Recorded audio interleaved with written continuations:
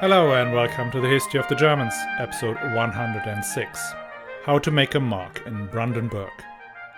This week we continue our walkabout of the major centres of power in the north of Germany that emerged during the 12th and 13th century.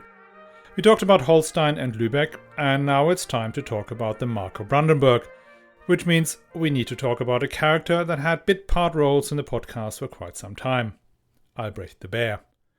He was one of the longest-lasting protagonists in the story of the German Middle Ages, playing a role in the reigns of Henry V, Lothar III, Konrad III, and Frederick Barbarossa. Though his most lasting impact was on the Eastern European stage, where he founded the Mark of Brandenburg, the political entity that, through a lot of twists and turns, becomes the Kingdom of Prussia and the heart of the Second Empire. So, let's see what he was up to. But before we start, let me tell you that the History of the Germans podcast is advertising free, thanks to the generous support from patrons. And you can become a patron too and enjoy exclusive bonus episodes and other privileges from the price of a latte per month. All you have to do is sign up at patreon.com/historyofthegermans or on my website, historyofthegermans.com. You find all the links in the show notes.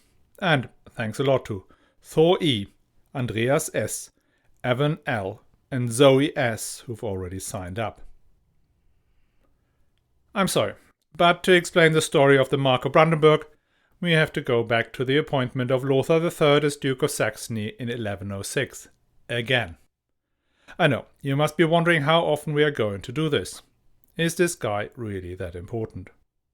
Now, the more I look into the backstories of the key players in northern Germany, the more obvious it becomes that, yes, Lothar III is really important. It's really hard to understand why German historians have regarded him as a mere transitional figure between the Salians and the Staufers for so long. So, we're back in the early 12th century. Lothar III is consolidating his power over the Duchy of Saxony, and part of that was to appoint Albrecht, Count of Wallenstedt, nicknamed the Bear, as Markgraf of Lusatia. As you may remember, that decision was taken against the will of Emperor Henry V, whose job it was to appoint Markgrafs. When this appointment happened, Albrecht was 23 years old and had just inherited his father's lands. The other thing he had inherited from his father was an unquenchable desire to become Duke of Saxony. His father, Otto of Wallenstedt, had been Duke of Saxony for all of 6 weeks, when Henry V deposed Lothar of Supplinburg in 1112, but then shortly thereafter reconciled with him and reinstated him. Albrecht was an ambitious man, a ruthlessly ambitious man, a man so ruthless he did not shy away from murder to get what he wanted. As we said 2 episodes before, there is really no clear rationale why Lothar appointed Albrecht as Markgraf of Lusatia in 1123. Well, apart from the fact that Lothar may have thought, as Lyndon B. Johnson would say, it's better to have him inside the tent urinating out, rather than outside the tent doing the same in reverse. The lack of alignment between the new Markgraf and the Duke did not become apparent for the first few years of Lothar's reign as emperor. Albrecht accompanied his liege lord on a catastrophic campaign into Bohemia that ended with the imperial army comprehensively defeated, and in particular Albrecht's forces wiped out. Now, once back home in Saxony, Albrecht began making a bid for the Northern March, the Margraviate that lay just north of Lusatia. The Northern March had been run by the Counts of Stade, a family we've already encountered before. They are the ones who saw themselves ousted by Frederick of Stade, one of their ministeriales. I talked about that in episode 103 of All the Duke's Men. However, the loss of control did not involve the Northern March, which mostly stayed with the family of the Counts of Stade. The fate of this ancient family is not a happy one. The last branch of the family descended from Rudolf I. Rudolf had regained the ancestral lands of Stade when the usurping Frederick had died, and he was already the Markgraf of the Northern March. Now, his eldest son, Rudolf II, came to an ignominious end in 1128, when his squeezing out of peasants resulted in a revolt. His daughter Ludgard first married the Count Palatinate of Saxony, who she was forced to divorce on grounds of being too closely related. Then she married Eric III of Denmark, called Eric Lam, for being too mild-mannered. That marriage ended when she was accused of adultery, divorced and exiled back home. Finally, she married Count Hermann II of Winzenburg, who so angered the Bishop of Hildesheim, he and his pregnant wife were murdered by the bishop's men. He had a second son, Hartwig, who became Archbishop of Hamburg-Bremen and will feature in one of the next episodes, which gets us to his last male offspring, Udo of Frexleben, who should have inherited the Northern March from his murdered brother in 1128. Now, on what grounds Albrecht believed he had a claim to the Northern March is totally unclear. But as we will see, such niceties never bothered him much. He simply declared he wanted it, and that was it. So he entered into a feud with Udo of Frexleben, a feud Udo did not survive. Albrecht's men killed him, not in open battle or a straight fight man to man, but ambushed him in a churchyard and ran him through. Though seemingly a lot of counts in this period died a violent death, this particular version sat uncomfortably with Lothar, who had now also become king. So Lothar did not only deny Albrecht the Northern March, he also took away his March of Lusatia as punishment. Albrecht now had to grovel and joined Lothar's campaign in Italy in 1133-34, where Lothar gained the imperial crown from Pope Innocent II. Albrecht did apparently quite well in this campaign, though Lothar recognized that he could not keep such a powerful magnate on the sidelines for too long, so he finally granted him the Northern March he so desired. Which gets us to the question why Albrecht wanted the Northern March so badly. This territory, like the March of the Billungs north of there, had been nothing but a theoretical concept ever since the Slavic uprising of 983. There were, in principle, two bishoprics here, Brandenburg and Havelberg, but both cathedrals had been destroyed, and whilst the Archbishop of Magdeburg kept appointing bishops for both places, neither of them was ever able to set foot in those places. There were no castles or estates in the northern marches, and the land was ruled by Slavic peoples. There were the Hevela, whose central place was the great fortress of Brennerburg or Brandenburg, and another leader called Wirikind had his seat at Havelberg. The Slavs had suffered setbacks in the mid-11th century, when the Lutitsi Federation had first fought amongst themselves and was then defeated, and their main temple destroyed. But that had not meant that there was much income to be had from these territories, apart from the occasional tribute paid by a Slavic ruler. So for any external observer, the March of Lusatia, that Albrecht lost in 1131, was a much more attractive position than the Northern March. But Albrecht had an ace up his sleeve that not many people knew about. And that has to do with one of the more unusual events in the encounter between Slavs and Saxons. The Slavic prince of the Hevelas was a man called Pribislav Henry. Pribislav was obviously his actual name, whilst Henry was a name given to him when he was baptized. So, Henry Pribislav was a Christian, though his people mostly remained pagan, quite similar to what Henry the Prince of the Abodrites had done.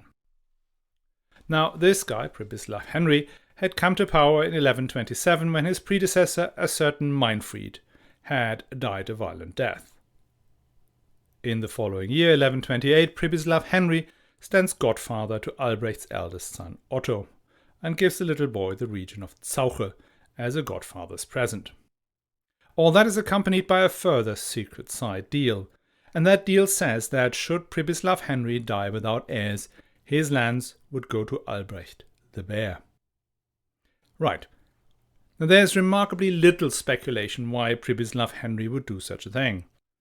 Church chroniclers mention that Henry Pribislav wanted to suppress the pagan beliefs, but that feels a bit contrived, since he did no such thing in the 22 years he actually ruled the Hevela. I find the coincidence of the murder of Meinfried and Albrecht's attempt at the same time to gain the Northern March by killing the incumbent a bit too much of a coincidence. Clearly the Pribislav-Albrecht agreement was the result of a coup trying to get hold of the Northern March. But as I said, it will take 22 years before Pribislav dies, and Albrecht is pretty busy in the meantime. When he becomes Lord of the Northern March in 1134, he first goes after the other Slavic tribe in the area, the ones that occupy the Havelberg. Their lord, Wirikind, had been toppled by his sons, who destroyed a church their father had built and reintroduced the pagan cult. That was the perfect excuse for Adalbert to attack, and, as the chronicler said, raided and pillaged until its population was much reduced. Albrecht took Havelberg and then, like his colleague in Holstein, invited settlers from Holland, Flanders and the Rhineland to come to Havelberg. He re-established a bishopric and laid the foundations for a new cathedral. This is the pattern we see him deploying with all his conquests in the Northern March. He pushes the Slavs out and instead invites Christian settlers to come and take over. Now, we're in the year 1137 and Albrecht is still in the early stages of his career, even though by the standards of the age he is now roughly middle-aged. Though he saw great potential in the Northern March, his true ambition was to become Duke of Saxony. And the moment to make his claim came at the end of that year, because Lothar III died in December 1137. And Lothar had not only been king and emperor, but as we well know, also Duke of Saxony. Now Lothar had designated his son-in-law, Henry the Proud, Duke of Bavaria and head of the House of Welf, as the heir to his personal fortune, as well as his duchy and his imperial crown. But as his nickname suggested, Henry was not a man of high EQ. Many of the magnates who knew him and had journeyed with him on the recent Italian campaign despised him. Pope Innocent II couldn't stand him. Nor did either of them look forward to the prospect of an emperor whose personal power base was as large as last seen when Henry III ascended the throne. At that point, two most probably unconnected events took place. One was that Konrad of Hohenstaufen, the nephew of the last Salian Emperor Henry V and sworn enemy of the House of Welf, organized a coup. He got himself elected by a small number of princes and then crowned by the Archbishop of Trier. How he pulled that off is described in more detail in episode 47, Konrad's coup. Albrecht the Bear had not been amongst the princes who elected Konrad III. There was, however, a crucial element in the sequence of events that involved the Margrave. Part of Henry the Proud's strategy to get himself elected was to bring together the Saxon magnates, take them as a major voting bloc, together with his Bavarians, to an election assembly. As we have seen before, the Saxons had a habit of pre-discuss their election strategy before meeting up with the other stems. They had done so in the run-up to the elections of Henry II, Konrad II and Lothar III. The idea had always been that their negotiation position was always stronger if they acted as a unified duchy, even if they chose not to participate. Hence Henry, or more precisely his mother Richeza, the Dowager Empress, called for an assembly of all the Saxon magnates at Quedlinburg for February 2, 1138. It's likely that the assembly was also meant to confirm Henry as Duke of Saxony, a position he may or may not have already received from his father-in-law. Albrecht immediately musters his troops as he hears about this event and takes them down to Quedlinburg. He takes the town and its abbey and blocks access to all his colleagues. He declares that he himself has a claim to the ducal title, as he is the grandson of Magnus Billung, the last Saxon duke of the Billung house. Plus, he is an actual Saxon, who had spent most of his life in the duchy. Henry the Proud, he argues, may too be a grandson of Magnus Billung, but he had spent all his life in Bavaria and Italy, and barely ever visited his mother's homeland. And even after marrying Lothar's daughter, did he not have any presence in the north. Now, the main beneficiary of this inner Saxon conflict was Konrad III, since the absence of a Saxon contingent allowed him to get crowned a month later. It's hard to piece together what happened next on the level of the kingdom, but suffice to say that Richeza handed over the imperial regalia to Konrad, thereby recognizing his imperial title. The idea was that Konrad should in return recognize Henry as Duke of Bavaria and Saxony. That deal did not come together. Negotiations broke down and Henry gathered troops to force Konrad into submission. Konrad managed to escape and immediately declared Henry a traitor for trying to lay hand on his royal person. Henry was divested of his Duchy of Bavaria and shortly afterwards of Saxony as well. So things could not have gone better for Albrecht. His dream of becoming Duke of Saxony was in his grasp. And indeed the grateful Konrad raised him to Duke of Saxony. Henry the Proud, as one can imagine, was not prepared to take it lying down. 12 months ago he was the shoe-in for the imperial crown, and instead he now finds himself stripped of all the princely titles, a traitor and outlaw. He musters his soldiers and, to his surprise, the magnates who just before were skeptical about his overbearing character and excessive power base flocked to his banner. Konrad III in turn musters an imperial army to enforce his ruling over Henry. The two armies meet near Hersfeld. But instead of mounting their horses and strapping on their armor, the assembled nobility of the empire set up camp opposite each other and envoys passed between both sides. The principals, Konrad III and Albrecht on one hand and Henry the Proud on the other, are forced to watch the goings-on. As it happens, none of the great princes wanted this war. They do not want the House of Welf wiped out, making the Staufer as dominant as they feared Henry the Proud would have been. So, they negotiated a one-year truce during which the two sides were supposed to negotiate a permanent solution. The end of hostilities was celebrated by drinking the 30 wagon loads of wine the Archbishop of Trier had brought along on the campaign. So, once the hungover princes and their men had turned round, all these agreements became null and void, because Henry the Proud, barely 30 years old, died on October 20, 1139.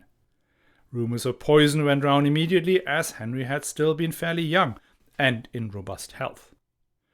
Now, when they dug up his body in 1976, they discovered a mesh of tissue and stones of sloe berries near his pelvis.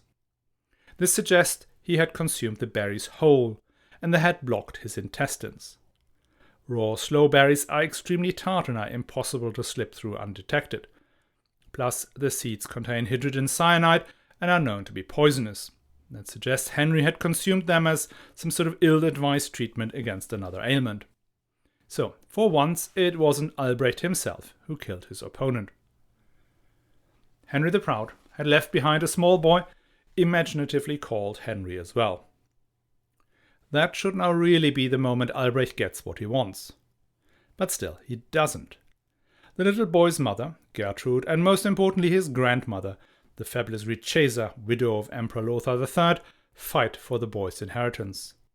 They bring together an alliance of Saxon nobles that, in its later stages, even included the two closest allies of Albrecht the Bear. They beat his small army and burn down his castles, including his great fortress at Anhalt, until only the ancestral seat of Ballenstedt is left. Albrecht flees to the court of Konrad III in 1140, having lost all his ancestral possessions, as well as the northern march. In 1142 he concedes, and abandons the title of Duke of Saxony. Konrad III enfeoffs this Henry, the future Henry the Lion, with the Duchy of Saxony. And Albrecht gets his family lands back, as well as his northern march. So for the next 20 years, the East becomes the main focus of Albrecht's efforts.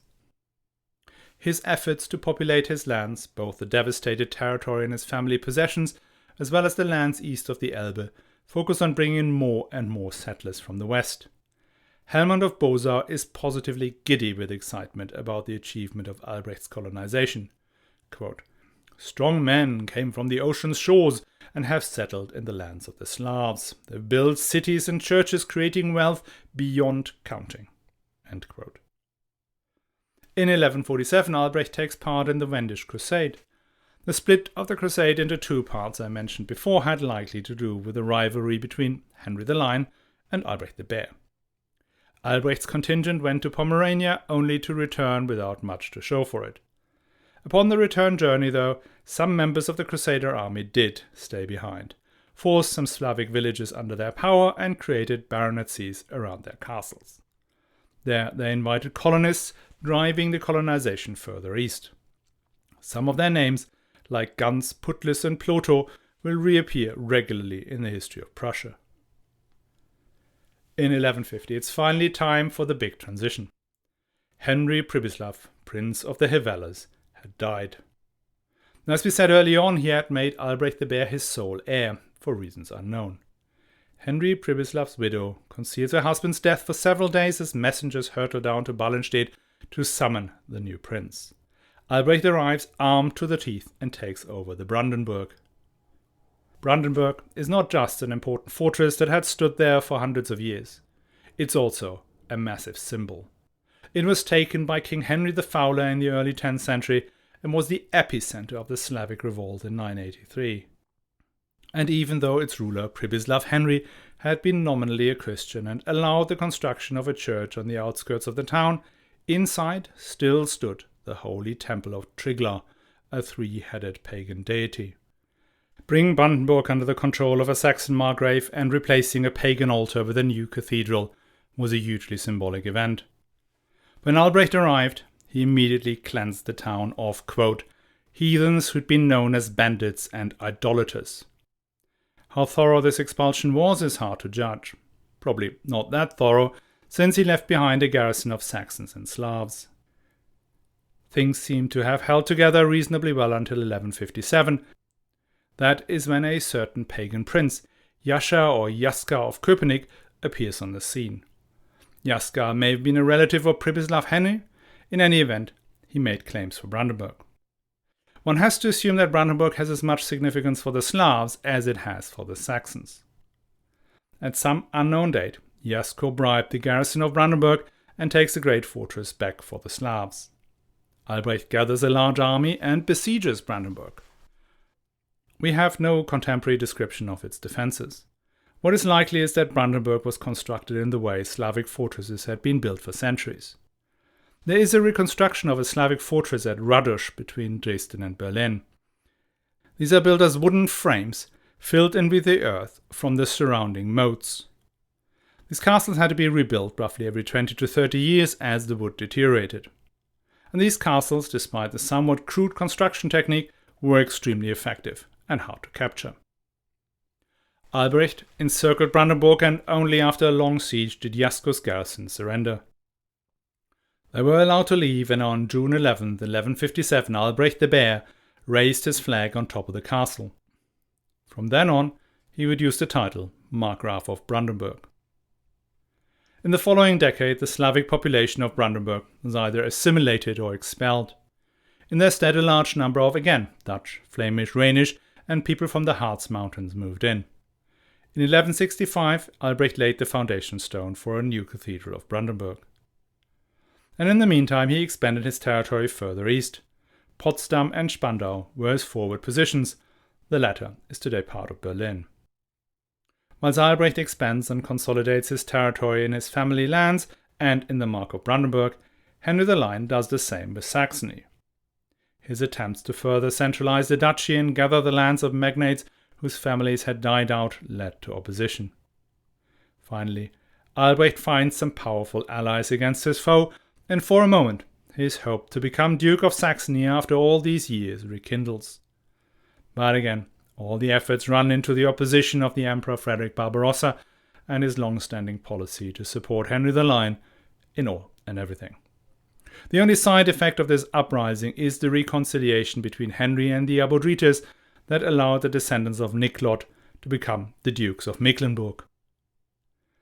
In 1170, Albrecht is present at the consecration of the new Cathedral of Havelberg, his last recorded act and a suitable one, highlighting both his success in the Northern March and his failure to become Duke of Saxony. Albrecht left behind a truly astounding number of sons, 7 in total, plus 4 or 5 daughters.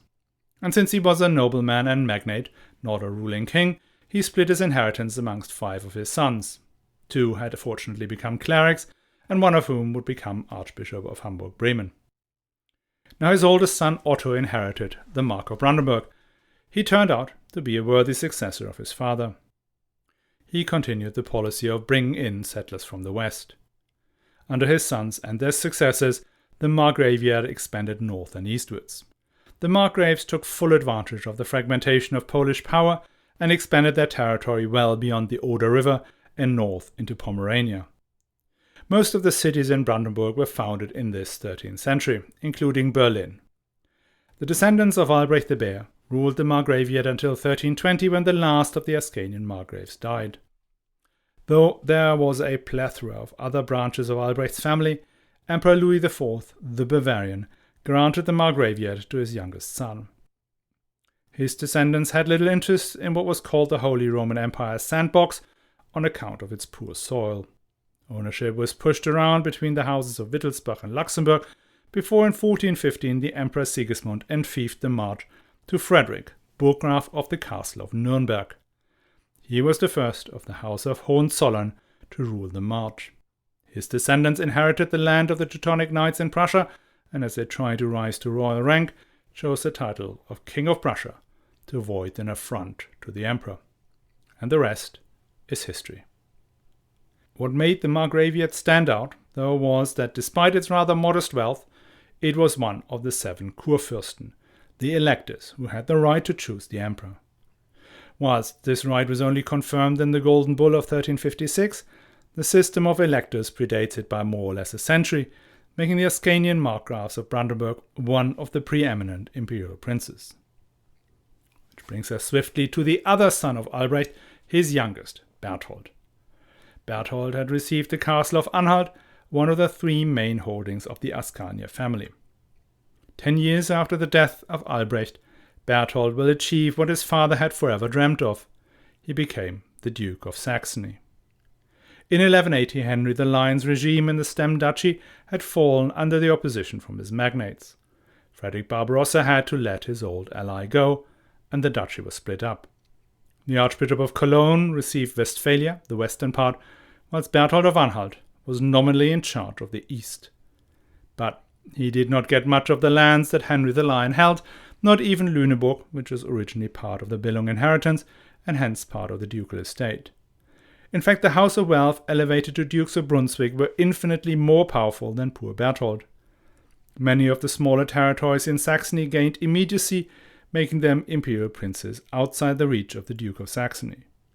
The only really valuable part of the title was that he too was an elector. But even though the Ascania now controlled 2 electoral votes out of 7, none of them ever rose to imperial rank. And they compounded their problem by uncontrolled fecundity. A brace of tiny states were created from the inheritance of Albrecht the Bear. Some, like Weimar, Sachsen-Lauenburg and Sachsen-Wittenberg, died out or transferred to the House of Wettin. The descendants of Berthold, the House of Anhalt, lasted as princes of Anhalt-Zerbst, Anhalt-Köthen, Anhalt-Dessau and Anhalt-Bernburg into the 19th century. Their most famous member was, in fact, a woman, born Sophie of Anhalt-Zerbst, who married Peter III, Tsar of all the Russians, at which point she took up the name Catherine the Great. Now, the House of Ascania is one of the classic examples of a German princely house that had its greatest moments early on and, thanks to constant divisions, managed to disappear into insignificance. Next week, we'll continue our walkabout of the north and the main centers of power that emerged during this period. So, next week we'll talk about Albrecht's fellow traveller, Konrad of Wettin, and the dynasty he founded. That will give us the opportunity not just to talk about an interesting set of characters, but also to clear up once and for all why there is not just one Saxony, but lots. There is Sachsen-Anhalt, Sachsen-Weimar, Sachsen-Lauenburg, Sachsen-Coburg-Gotha, and lots more, most of which aren't even in the old Stem Duchy of Saxony, but in Thuringia and the Marches. So brace yourself for a lot of geography and a lot of names. Some quite cool, like Albrecht der Entartete, Albrecht the Degenerate in English, or best of all, Friedrich der Gebissene, that's Frederick the Bitten in English. I will try to keep it concise, but this will be even more of a challenge than usual.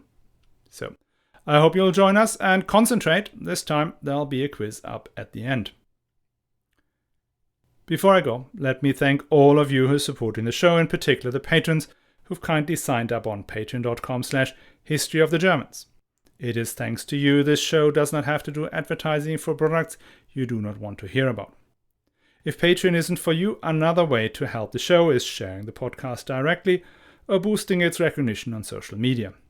If you share, comment or retweet a post from the History of the Germans, it's more likely to be seen by others, hence bring in more listeners.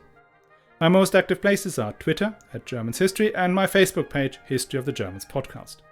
As always, all the links are in the show notes.